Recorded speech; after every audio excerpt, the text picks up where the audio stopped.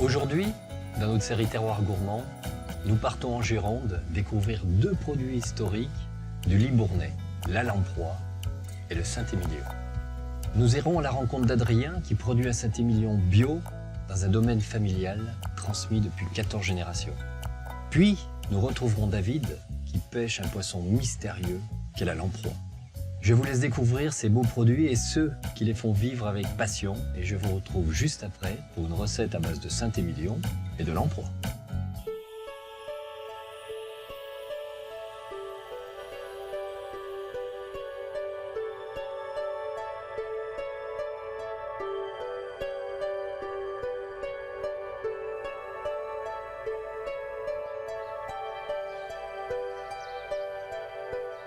C'est une terre de vignes parmi les vignes, une appellation célèbre au milieu du Bordelais, une ville et des paysages du Libournais classés au patrimoine mondial de l'UNESCO.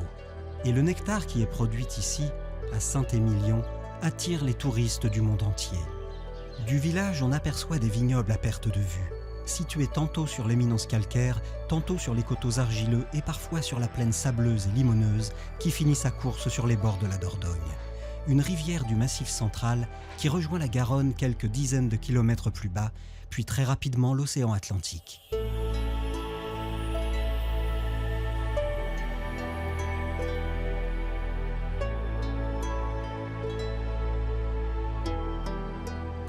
Dans les méandres de cette rivière gît aussi un animal mystérieux, quasi préhistorique, que David pêche encore pour honorer la tradition familiale. Un poisson qui n'en est pas vraiment un, filiforme comme une anguille et qui a la particularité de se nourrir du sang des autres poissons, la lamproie. Dans les fourneaux, elle est préparée à la bordelaise, c'est-à-dire cuite dans du vin rouge typique de la région. D'ailleurs, à quelques kilomètres de là, à Saint-Émilion, Adrien, un presque trentenaire dynamique, surveille de près l'évolution de son vin. Sa famille possède ce vignoble depuis plus de 400 ans et il en a repris les rênes en collaboration avec son oncle il y a tout juste 2 ans.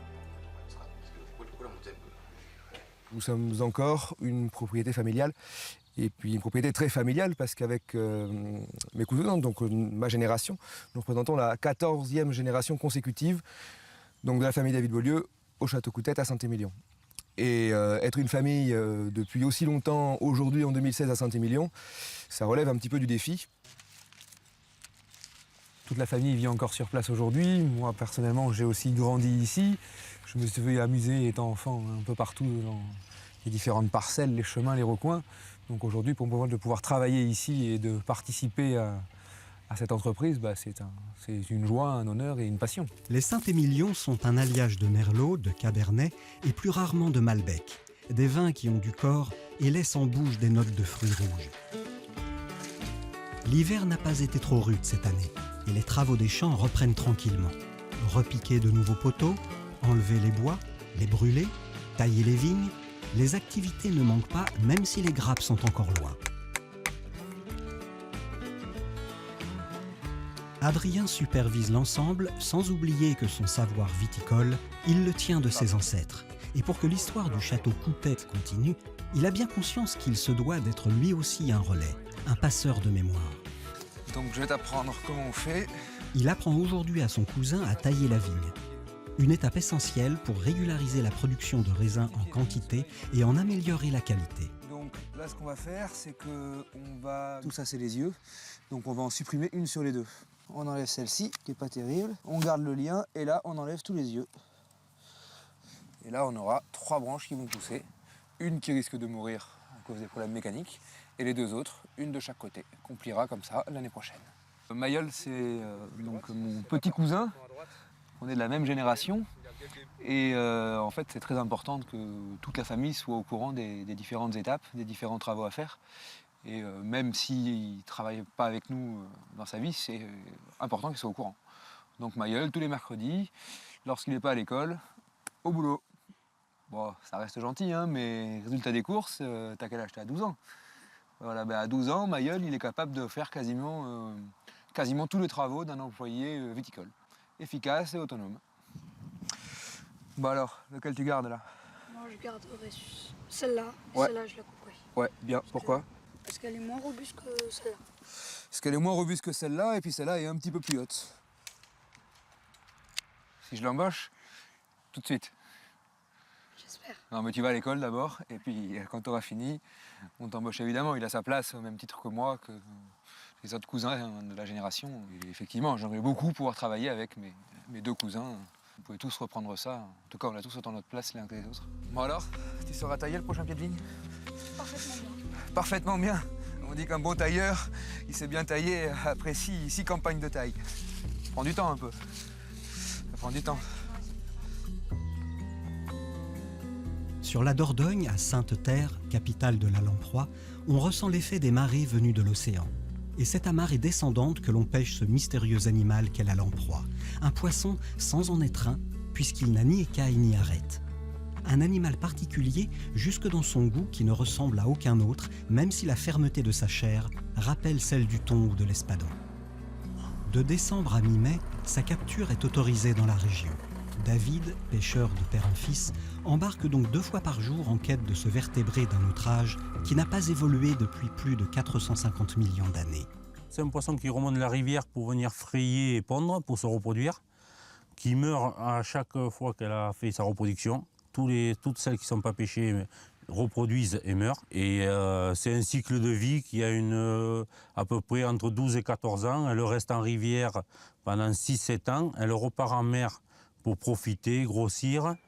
Et ensuite, elle refait son cycle, elle remonte de la rivière et elle revient se reproduire. Grâce à son impressionnante bouche bardée de crochets, la lamproie perce aisément les chairs des autres poissons et leur suce le sang le temps d'un voyage. Habile animal, mi-vampire, mi-poisson, qui profite ainsi d'une remontée de rivière à moindre effort tout en se nourrissant.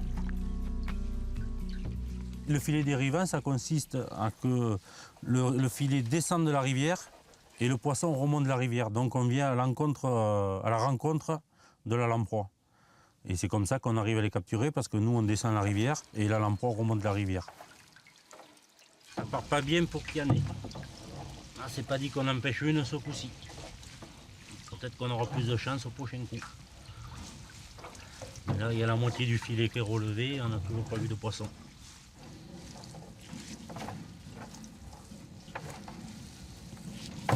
On appelle ça un carotte.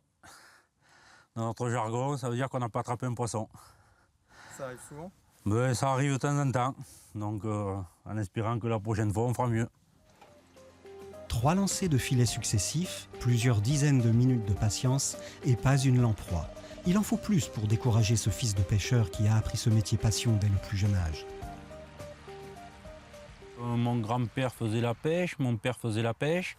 On a été baignés là-dedans depuis tout petit. On partait à la pêche avec mon frère aussi qui fait la pêche, avec mon père.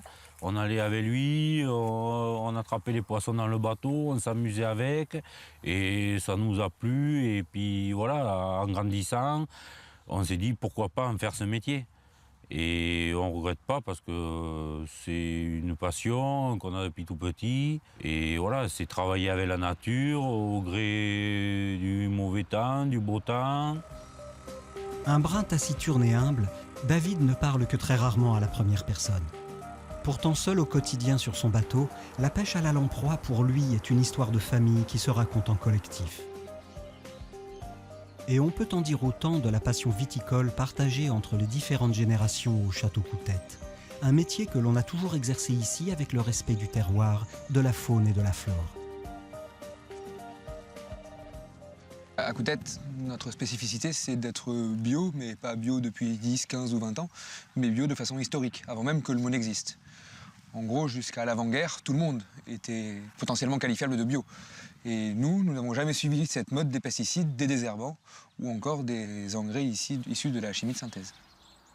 Tiens, voilà, celle-là, c'est la tulipa radii. Radii avec 2 i. Donc on voit bien qu'elle a une forme, tout son nom en œil de tigre. Donc là, c'est une tulipe qui a quasiment disparu de tout le territoire français. Et cette tulipe est très très importante parce que c'est un super indicateur d'endroits non pollués. Nous avons des pratiques environnementales qui sont avant tout liées au fait qu'on vit sur place. Regardez, autour de nous, il y a plein de petites plantes, plein d'insectes, plein de fleurs, des champignons. C'est ça le bonheur. Derrière cet apparent slogan, on sent qu'au château Coutette, la préservation du cadre de vie est une valeur à défendre à tout prix. Un quart des 16 hectares de la propriété est réservé aux bosquets et aux forêts. Un vrai sacerdoce quand on sait le prix des terres à Saint-Émilion. Et depuis quelques années, Adrien a voulu aller encore plus loin en remplaçant sur certaines parcelles le tracteur par un cheval.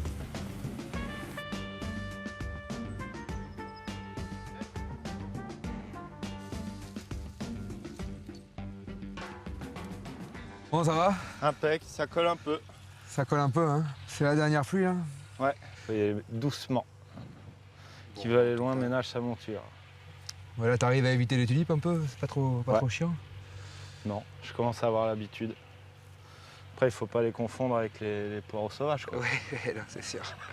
Yoniche, droite, hop, et droite.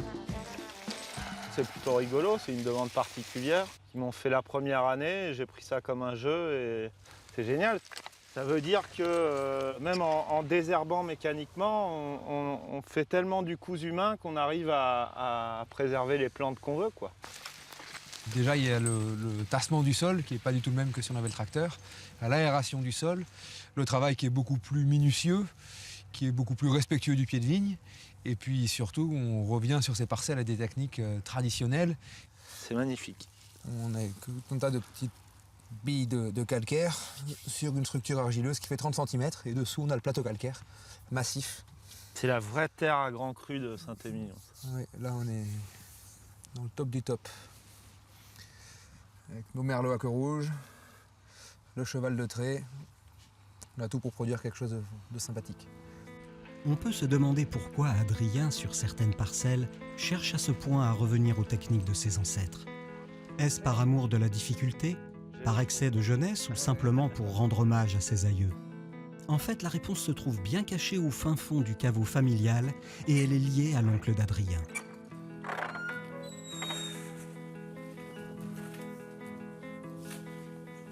Donc j'ai trouvé cette bouteille en nettoyant en 2000, je crois, si je me souviens bien. Ce casier de bouteille qui était un petit peu en souffrance, qui s'écroulait plus ou moins. Et cette bouteille était sous une pile de bouteilles plus récentes. J'ai mis en dépôt à l'abri dans un coin sans m'en inquiéter pendant une quinzaine d'années. Et c'est Adrien qui a redécouvert cette bouteille et s'est inquiété de connaître l'origine. Adrien a bien fait de s'en inquiéter. Car après analyse de la composition chimique du verre par un meilleur ouvrier de France Verrier, le verdict est tombé.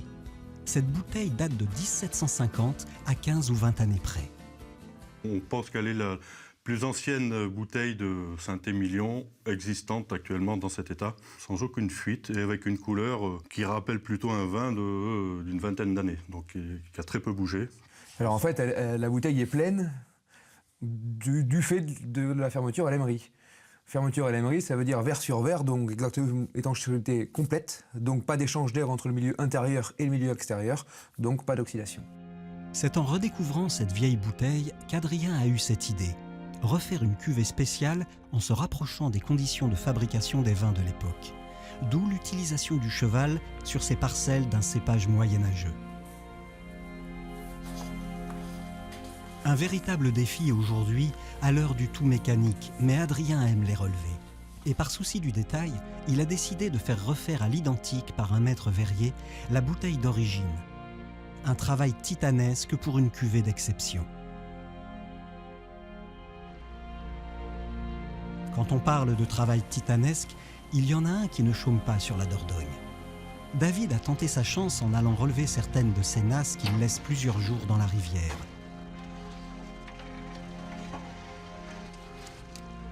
Autrefois en osier, elles sont aujourd'hui en plastique. Mais le sort s'acharne contre David. Sur la trentaine de nasses relevées, seulement 2 l'emproient. Cette nuit, c'est sûr, il va devoir y retourner.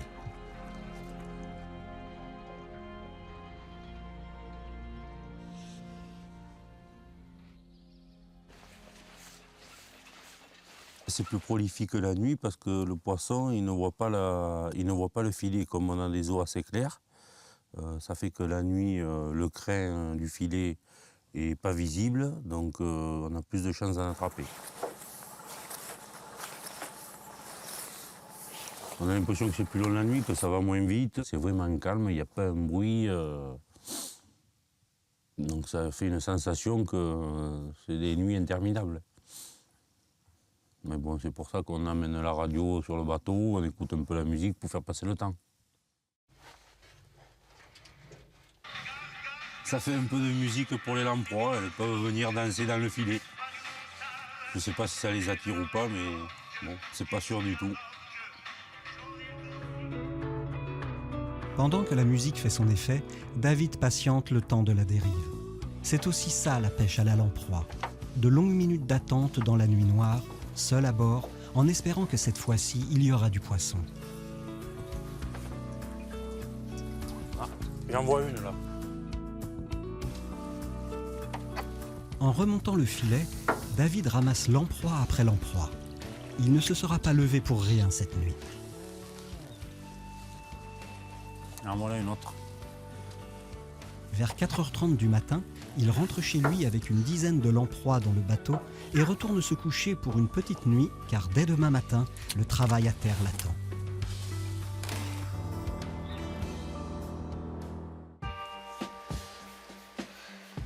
Trois heures de sommeil plus tard, David a changé de tenue. La lamproie, il ne se contente pas de la pêcher, il la transforme. Et pour cette étape, il n'est plus seul. Sa femme Sabine l'aide.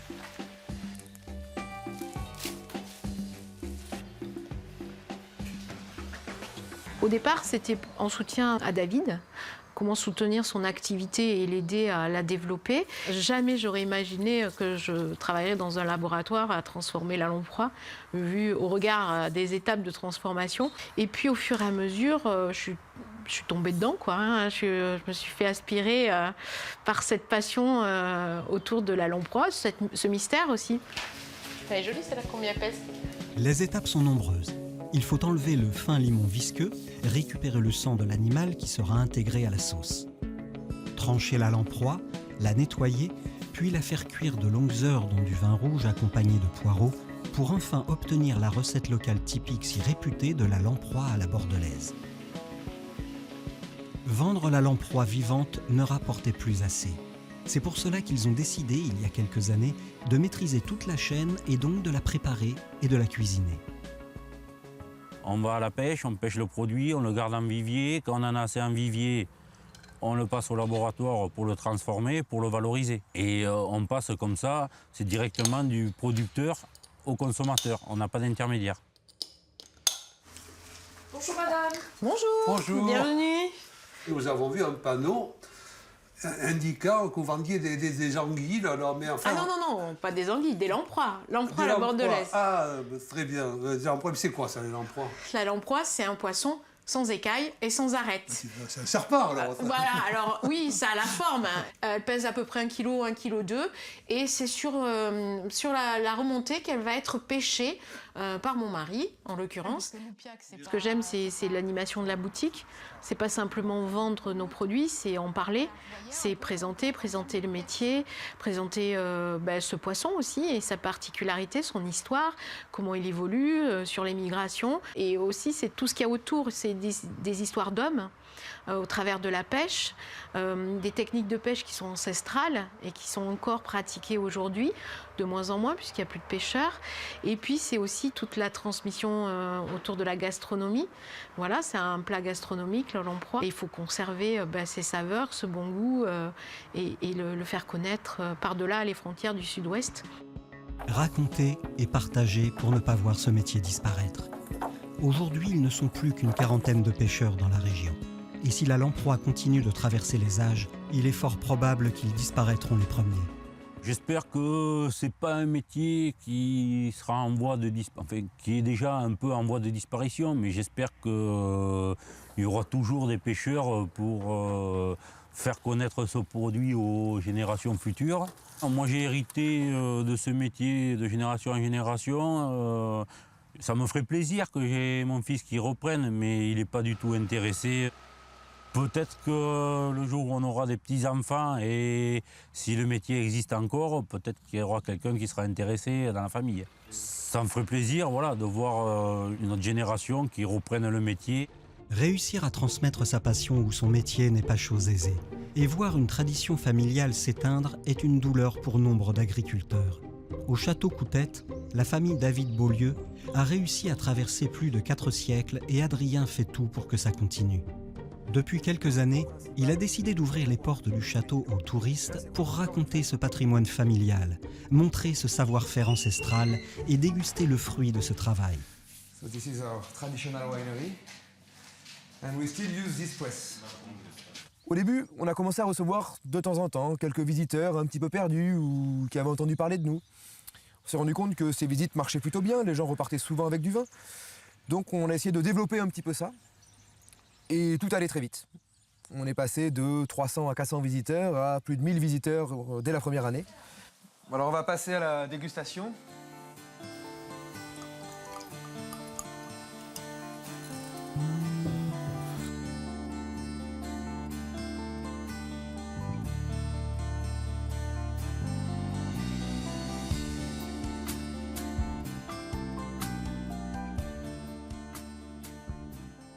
On est sur plutôt l'élégance du fruit noir pas trop mûr. On n'est pas sur du fruit trop cuit, trop concentré. On n'est pas sur du fruit rouge tel que de la fraise, de la framboise, mais vraiment plus l'élégance du fruit noir. C'est un vin minéral. Alors le vin minéral, c'est vraiment ici les 3 terroirs de Coutette qui s'expriment. Et si on n'arrive pas vraiment à identifier ce que c'est que le côté minéral, c'est un petit peu l'opposé du côté boisé ou du côté vert. C'est des producteurs sérieux et qui font des bonnes marchandises à des prix raisonnables. Voilà. Le Château Coutette fait partie de ces producteurs qui sont des gens passionnés et que je viens voir dès que je peux. Aujourd'hui, notre but est d'arriver à canaliser un petit peu tout ça, arriver à mieux le gérer de façon à pouvoir continuer avec des visites privilégiées où on insiste auprès de chaque visiteur, où on reste avec lui, où un membre de la famille fait la visite, ou famille assimilée. Mais on a besoin d'avoir un lien fort avec le visiteur. On n'est pas du style à faire des visites avec un audioguide, par exemple. Nous, il faut que la visite soit personnalisée, il faut qu'on prenne le temps, il faut que les gens se sentent ici chez eux. Se sentir bien chez soi, exercer un métier que l'on aime et participer à la diffusion des traditions régionales ancestrales, voilà ce qui réunit Adrien et son oncle, David et Sabine. Dans le Libournais, on peut imaginer que le vin existera pour toujours, même si celui du château Coutette est en partie menacé par la concurrence de grands groupes et par le prix des terres. La lamproie, en revanche, si elle ne disparaît pas des rivières, risque fort de disparaître de nos assiettes. À moins qu'en grandissant, le fils de David ne prenne conscience de l'importance de ce patrimoine culinaire.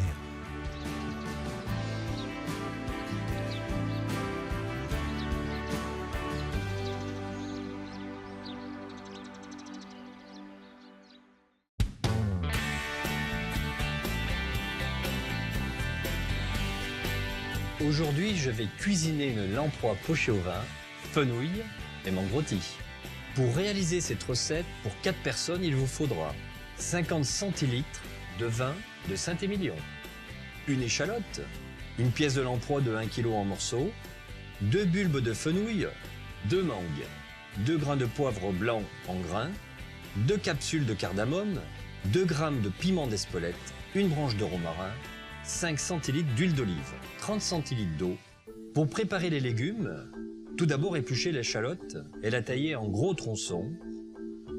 Peler les mangues puis les couper en 2 dans la hauteur en longeant le noyau central. C'est pourquoi il vous faut des mangues relativement mûres. Détailler les dernières mangues en gros cubes environ de 2 cm de côté. Enlever le haut des fenouils sur environ 1 cm. Diviser le bulbe en 2 dans le sens de la hauteur. Détailler chaque moitié de fenouil en 3 tronçons, toujours dans la hauteur. Ouvrir les graines de cardamome. Pour la cardamome, il est important de bien les ouvrir, ces cardamomes, afin qu'elles dégagent tout leur arôme, tout leur parfum lors de la cuisson. Pour la cuisson de la lamproie, dans une casserole, faire suer l'échalote sans coloration. Les chutes des mangues et de fenouil, les graines de poivre, la cardamome et la branche de romarin. Apporter le vin, porter à ébullition et flamber. Incorporer les tronçons de lamproie.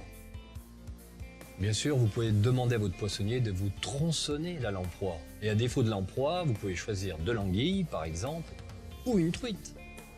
Ajoutez l'eau et cuire à petit frémissement pendant 45 minutes. Sortir les morceaux de la lamproie de la cuisson.